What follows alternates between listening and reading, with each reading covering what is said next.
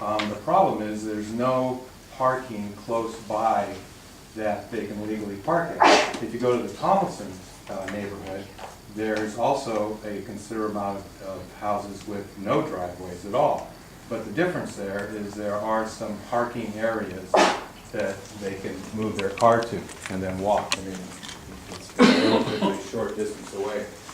So, you know, I think there might be some solutions here with an exemption kind of a process where if you're in a house that has a very short driveway and your car extends out over the curb, then you can have an exemption to be able to park in your driveway, get off of the street. Now the street sweeper will have to go around your car a little bit to clean in front of your house. But what that does, that is directly in front of your driveway, not your neighbor's driveway. Another offshoot of that exemption could be that you have a sticker that will allow you to park on the street, but only in front of your house. So again, the street sweeper would have to go around. Now the sticker would probably have to have an address on it, and the ticketing officer would, you know, have to make sure. But what that does in my mind is keep somebody from parking in front of somebody else's house, so their street or their curb doesn't get cleaned. So maybe I'm just throwing this out. I haven't thought out every little detail, and I see smirks here and there. But you know, I think there might be a way to have some sort of an exemption clause. And now, to get that exemption, you'd have to come in, and we'd have to obviously list it out and give the variables, and they would have to qualify. But I really believe, and I'm sure there's other neighborhoods that have that same problem. And I think, you know, I could be wrong, but I think that is probably the crux of the problem, is they just don't have a place to be able to park. If you can't park, you know, most of the houses, I would say the larger percentage of the houses have driveways long enough that people can park their car and get 2 cars off the road and 1 car in the garage. That's 3 cars. Now, if they have 4 cars, they got a problem. But, you know, that's up to them. I mean, you know, you can't solve every single parking situation. To carry that exemption, and if this has merit, and if we wanted to go forward with this, there might also be something to the number of cars, because I know at different times and I'm in that boat where my daughter comes home from college, and all of a sudden we have more cars. So possibly you can even extend that exemption for a period of time, that kind of like our overnight parking ordinance, where they can get a sticker for a car for a brief period of time. Anyway, I think there might be something there. You know, we could talk about it. If you think I'm nuts, then that's great too, I guess. Councilman Schweitzer, I did forgot to make one point in the presentation. The council did direct us to institute an exemption process. I'm trying to remember Mr. Markman's words, but based on extraordinary circumstances. Right. We've had 2 requests to date for exemptions. We denied one, we granted one. But we haven't really called out what the exemptions are. It's kind of like you come in and you prove it. Or what I'm saying is there's some definite exemptions. I mean, there's some homes with driveways that are 8 feet long, and you know, you can't park there. Now, like I said, you could do it one of 2 ways. You could let them extend out over the curb, get them off the street, but they have to go around in front of their house. So then they would be responsible to, if their house is really dirty, then they could clean it up or whatever. Or maybe park on the street in front of their house. Signage definitely needs to be looked at. Driving around, it is confusing. Whatever we do tonight, I think we need to look at the signage and how we do that, where the signs are placed. And then also, we keep talking about the spirit of the law, but I've heard a number of times now that the ticketing officer does not seem to understand the spirit of the law. And that definitely needs to be looked at. I think if there's any kind of give and take in this thing, we ought to err in not ticketing rather than ticketing. There's been things that have happened. Maybe it's not the right officer for the right position. I don't know. But I'm just saying that that is another thing that really bothers me, that the spirit of the law that we keep talking about needs to be looked at. But anyway, a couple ideas we could talk about if you're interested. But Councilman Schweitzer, I know the Chief has the information Yeah, on the spirit of Councilman, law. I'd like to address that just briefly. You know, certainly, they're instructed to follow the spirit of the law. And the spirit of the law basically says, I mean, the letter of the law says that it's a black and white issue, and either the car's in violation or it's not. And if it is, then you get the citation. The spirit of the law, what it's asked to do, or what it's asking the officer to do, is take in the totality of the circumstances. And I think if you reference the report that Mr. View completed, you'll see that in January we issued 557 citations. But we also issued 174 verbal and written warnings. So 30% of the time, the officer is issuing warnings out there. So I think sometimes where we get confused is that just because someone receives a citation or doesn't feel they should receive a citation doesn't necessarily mean that they shouldn't get a citation. So I think our people are out there looking at these issues critically, because they are 30% of the time issuing warnings. is there one officer that's giving more warnings than the other? I'm not sure. I could certainly take a look at that, but I'll tell you that, you know, initially they struggled. Initially with this program, the officers probably struggled with their role as far as this is concerned. And we keep telling them, similar to what you said, if at all, err on the side of being more forgiving on this, or err on the side of the spirit of the law. But just because someone says, hey, runs out and says, hey, I forgot it was street sweeping day, so, you know, please don't issue me a citation, the sweeper's already gone by, that doesn't necessarily mean that, you know, if we want to go to a process that says, if anybody objects, don't issue them a citation, we can do whatever the council wants. The problem with the spirit of the law thing, or what keeps getting thrown up is, and I'm not referring to you, but just in general, is, you know, I think we're doing that, but just because someone objects doesn't mean that we're not following the spirit of the law. So maybe I'd ask for a little more clear direction from the council what exactly they want, because it is confusing for the officers. And these are non-sworn personnel. They're trying to, we give them direction, they're trying to do the best they can, and I think 30% of the time they are issuing them. Jack, I believe we really need to define what falls under spirit of the law now. It's been my understanding that if you're a contractor, you're working in somebody's house, on their house, in their house, whether you're a housekeeper or you're mowing their lawn or you're putting on a new roof or tiling your kitchen, that contractors are exempt. In other words, we do not write tickets. But I have heard of instances that they do anyway, you know. And again, I realize sometimes it's hard to say who is a contractor. You know, it might look, you know, if it's a housekeeper comes up in a regular car, you know, no sign on it, or, you know, how do you know that? Mm-hmm. And the same thing with visitors. If we have a visitor come by our house, you know, some woman wrote recently, you know, they have their card game every Thursday or something like that, and all their girlfriends come over, and that's street sweeping day. You know, these people are all visiting her, you know, and they all get tickets or whatever, you know, and so they're all mad.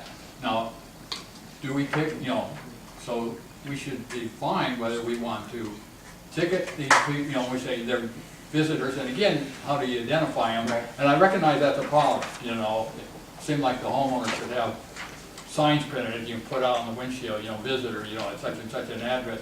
And then how do you keep people from phoning them up when they know that works? You know, you become a visitor all the time, you know. I'm not so sure how you solve that.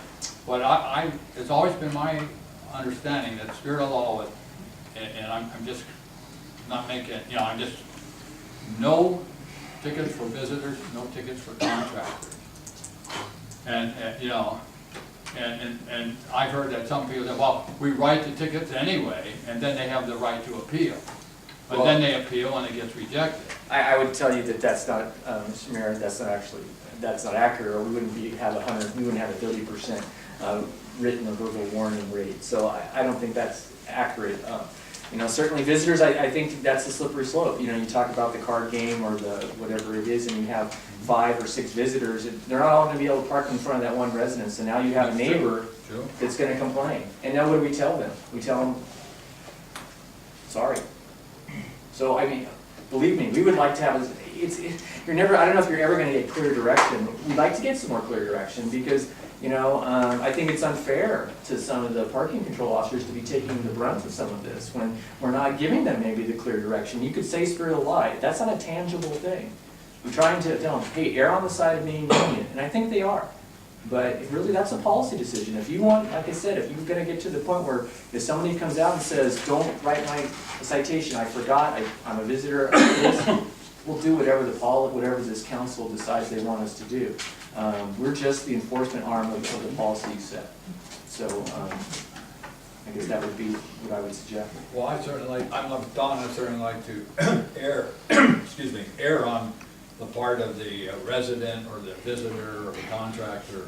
If there's some way we could not write the ticket, I'd rather do that than write it. That's more to me, it's in the spirit of the law. The perfect program, the most successful street sweeping program that we could have would be issue 0 tickets, meaning we're really sweeping the streets because that's the purpose of this ordinance. So that would be perfect, but nothing perfect, even in Brea. Charlie, you gave us this sheet that shows that, if the city government could change one thing to make Brea a better place to live now and in the future, what would you like to see changed? And you pointed out that 4% would like to address the street sweeping issue. Well, I'm going to read that as that's 4% that said they didn't like it. Is that how you read it, or do you read it different? I mean, how do we read that 4% that you passed out to us? I gotta read what it says again, Marty, but I think it's. Because the street sweeping was that's what already it in says. place, and they're saying they don't like it. Yeah. I think you're right. Yeah, I would read that with deference to Tim Carney, who's our expert. It seems to me if you like the program, you're probably not gonna ask to change it. Right. So the conclusion would be 4% are dissatisfied with the program. And you may recall the information received last week, somewhere between 75 and 80% expressed satisfaction with the program. Okay. I'm going to take a Right. shot at this. I would like to address a couple issues before I address the 8 options. Just real quickly, I want to address this whole idea of a study session that we have here, just real quick, and why we have the study sessions. And what I think is ironic is the whole reason that we have study sessions is because of the Brown Act. This group of 5 people are precluded from meeting and getting together and discussing issues and building a consensus on issues. So we have these study sessions because we are not allowed to meet ever at any other time other than getting together right now to talk about these types of things. So I think the argument that's being made that study sessions are done in secret or to hide from the public is a complete and total fallacy. The reason why we have these study sessions is because of the Brown Act. I can never talk to Ron and Don and Roy and Marty together at a coffee shop. I can never get together with them and talk to them, try and build consensus about complicated issues such as street sweeping. So that's why we have these study sessions, so we can do that in a more relaxed, easygoing manner where the 5 of us can get together and discuss an issue for the first time. This is the first time I've ever had an opportunity to talk to all of these people in the same room, right here in the study session. So I do want to address the whole idea, the whole conspiracy theory that study sessions are done to hide, from the public. This is my first opportunity ever to be able to talk to the 5 city council members in this room at once about this issue. Number 2, I do want to address the poll. The poll's very interesting. The first question, and I'm gonna read it out loud. First question 25, said, the city of Brea provides street sweeping services in residential and commercial areas of the city on a weekly basis to remove trash and pollution that collects in the streets and gutters. To keep parked vehicles from blocking street sweepers' access to streets and gutters, the city prohibits parking on streets 1 day per week for several hours. In general, do you support or oppose the city's policy of restricting parking 1 day per week for street sweeping? Now this question, some of the detractors would say this is very leading. I think this question 25 is actually written very well. It even suggests to the listener on the telephone, the city prohibits parking on streets 1 day per week for several hours. In general, do you support or oppose the city's policy? The response was 76.1% in favor of this question. Now, rightfully so, the next question, number 26, is a little bit leading. Hey, street sweeping is really good, it helps the oceans. Do you support it? And we got to bump up by 4%. But the fact of the matter is that the neutral question was asked first. It wasn't asked after the leading question, it was asked first. So I think the fact that 76% of the people came back and said we're in favor of this is you know, in a margin of error, even if it's a margin of error of 5%, we're still looking at 70% in the worst direction in favor of this proposal. The other thing I'd like to say is you'll see that after the leading question happens in 26, hey, it's a great thing, now what do you think about it? It bumps up 4%. Well, let's extrapolate, question 27, where it's a negative leading question. Hey, to enforce this street sweeping policy, we ticket handicapped individuals and old grandmas trying to pick up their granddaughters, and we give them $40 tickets. Now how do you feel about it?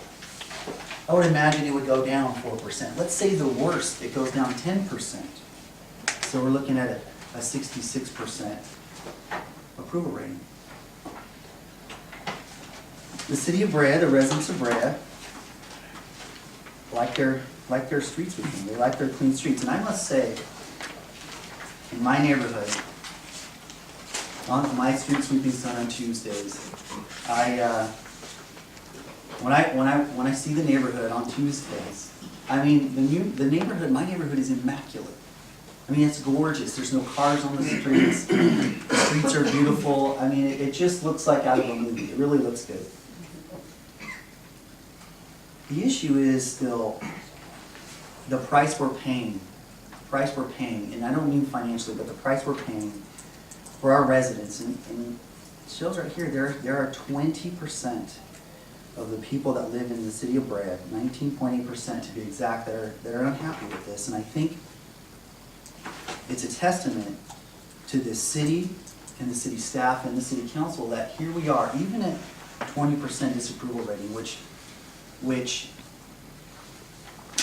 the professional that performed this poll, and he's got a doctorate degree, said to me, if that's not a mandate, I don't know what is. And yet we're still here trying to make it better. And that's frankly why I live here, that's why I ran for city council, and that's why I'm so engaged in being a part of what's going on here. This city's pretty spectacular. So I'd like to address the options here.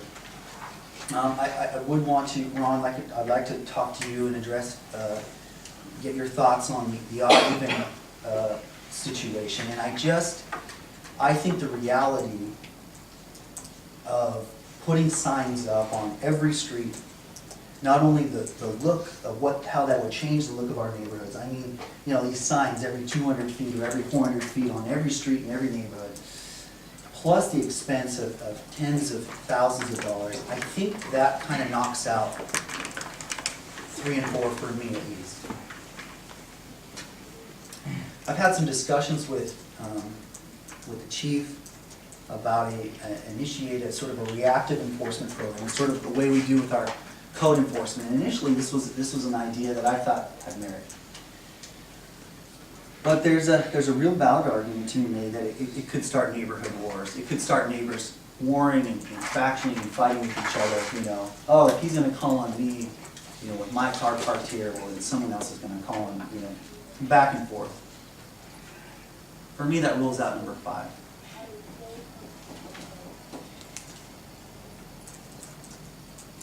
But I don't think we can stay the way we're at, which would be number 1, continue the current spirit of the law. It's just not good enough. I think we can do better. So I want to put on the table, I want to propose number 2, which is initiate an education-only program. What I'm suggesting with this is this is my thought process on this. let's just say for conversation's sake, discussion's sake, like I said, this is the first time I've been able to talk to you guys about this. Before we ever did anything back in 2008, 2007, let's just say for conversation's sake, we had a 65% rate of success on cars being off the street and being able to street sweep. 65%, right? We initiate the new program, and I think, Charlie, are we up to 95%, would you say? Compliance, I mean, are we sweeping about 95% of the streets now with this new initiative, you think? Yeah. Give or take. There is very few vehicles parked, we do encounter. So it's a real good compliance rate, right? So my thought is this. Before this program was ever initiated, I frankly didn't even know when street sweeping day was in my neighborhood. I didn't know when the day was.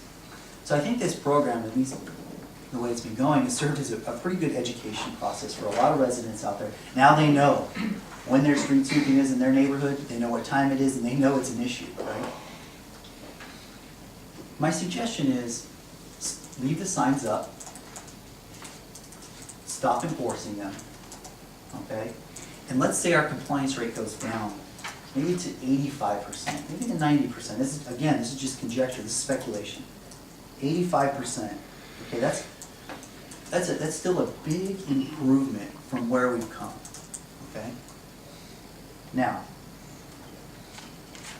the chief has suggested, now wait a second. So you're suggesting that, and forgive if I misrepresent you, please cut in, but I think what I understand what you're saying is a very valid point.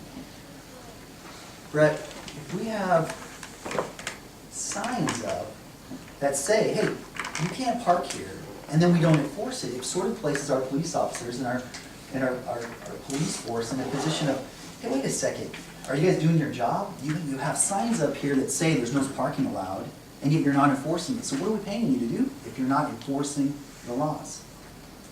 So my suggestion is this: change the signs. Change the signs that say, hi neighbor, street sweeping occurs in your neighborhood on Tuesdays from 9 to 2. Please keep your vehicles out of the way. It protects it protects the ocean, it protects water pollution. Be a good neighbor.